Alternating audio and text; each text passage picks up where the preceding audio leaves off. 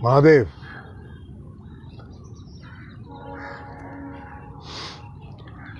बड़ी विचित्र बात है कि अपने ही देश में अपने ही लोगों के द्वारा नरसंहार, पलायन क्या हुआ था कश्मीर में। नमस्कार, मैं हूं बाबा हिंदुस्तानी और आज हम बात करेंगे बंगाल में हुए नरसंहार के बारे में। क्या बंगाल दूसरा कश्मीर बनने जा रहा है? और निरंतर पिछले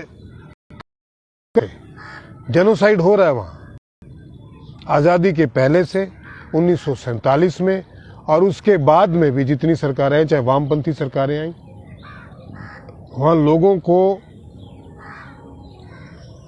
मारा गया, उनके घर जलाए गए। अब वो के लोगों को मारा गया, मिदनापुर का केस जो है वो हमने देखा ही है। उसके बाद ममता आई,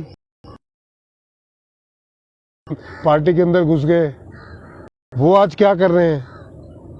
जब से ममता बनर्जी का शासन है तब से भी लोगों को मारा ही जा रहा है।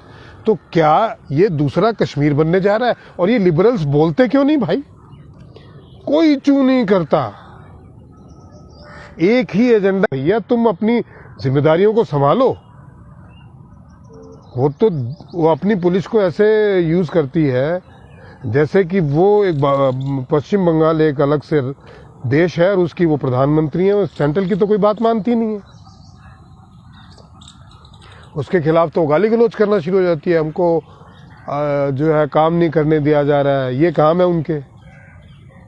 इंक्वायरी सेटअप कर दी। उससे पहले कितनी इंक्वायरी सेटअप की, क्या हुआ? रोज मर रहे हैं लोग। यही तो कश्मीर में हो रहा था। कश्मीर में और क्या हो रहा था? सारे बांग्लादेशियों को, रोहिंग्या को वहां लाके बसा दिया, उनके राशन कार्ड बना दिए और वो अब मार के भाग गए। उनको पाला ही इसीलिए गया है कि आप ऐसे काम करो, जब मर्जी है उनको यूज कर लो। देवता है वो, माफ कीजिएगा, वो मुस्लिम ही है और कत्ल हिंदुओं का ही हो रहा है। इस देश से हर हिस्से को काटना चाहते हैं अपने निजी स्वार्थों के लिए ही। और देश में हम क्या कर रहे हैं? बोलो मत, बोलते ही अरे ये तो बीजेपी का एजेंट है, ये तो सरकार जो है बंगाल को गिराने की कोशिश। अरे क्यों ना गिराया जाए? लोग मरने के लिए बने हैं। कहां जाएंगे वो? किसको देखेंगे? और केंद्र सरकार की ऐसी क्या मजबूरी है? क्यों जो है इसके ऊपर शिकंजा नहीं कसा जा रहा है? आपको राष्ट्रपति शासन लगाओ, नहीं तो वो भी एक अलग देश बनने की तैयारी में है। यही तो हुआ था आजादी से पहले। वहां लाखों हिंदू मारे गए थे। आज क्या हो रहा है? और कौन बोल रहा है?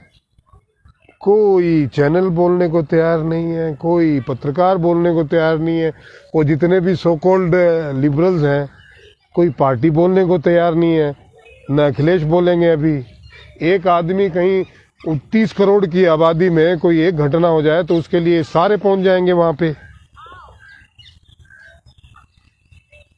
30 करोड़ की आबादी में कोई एक घटना हो जाए तो यूपी में पहुंच जाएंगे। ये लखीमपुर खीरी में गुंडे जो हैं वो मारने के लिए आए किसानों के वेश में, और आदमी अपनी जान बचाने के लिए गाड़ी चढ़ा दे तो वो उसको उठाते रहेंगे। और आज कोई नहीं बोलेगा।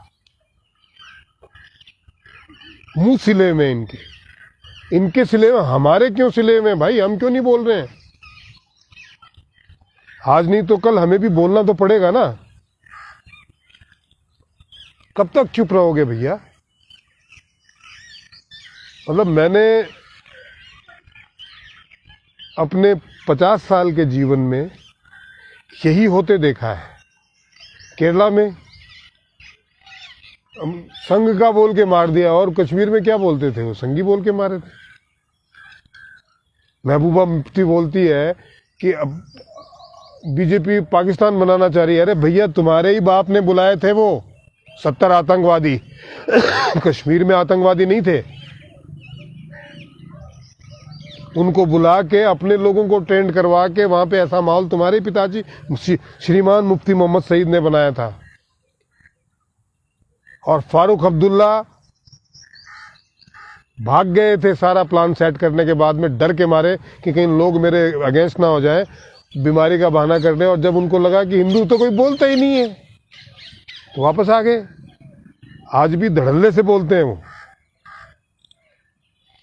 इंक्वायरी कर लीजिए। अरे वो लाउड स्पीकर झूठ बोल रहे हैं। और वही काम अभी यहां हो रहा है बंगाल में। नहीं बोलोगे कुचले जाओगे।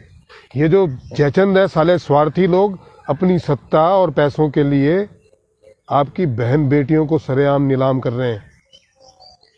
समझ जाओ। मैं इससे ज्यादा कुछ नहीं कह सकता। ज्यादा से ज्यादा लोगों तक ये अपनी बात पहुंचाइए, शेयर कीजिए। खड़े हुई खाली वोट देने से कुछ नहीं होता।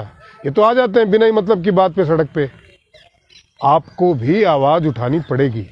आज नहीं तो कल। अरे बंगाल में हो रहा है, हमारे को क्या मतलब है उत्तराखंड में। कल उत्तराखंड में भी होगा। जीतने नहीं दिया जाएगा आपको। जो 77 सीटें आई हैं उसके लिए 7700 कत्ल हुए हैं। और कितनी धांधली हुई, जीतने वोट नहीं देने के दिया लोगों को। दहशत भर के रखी हुई है। कोई राजा मान सिंह अब नहीं आने वाला है। आपको खुद खड़ा होना पड़ेगा। ज्यादा से ज्यादा लोगों तक बात पहुंचाइए, ज्यादा से ज्यादा कमेंट कीजिए, शेयर कीजिए, सब्सक्राइब कीजिए। फैक्ट स्पीकर्स की तरफ से मैं निशांत भारद्वाज बाबा हिंदुस्तानी आपका फिर से स्वागत करता हूं। महादेव।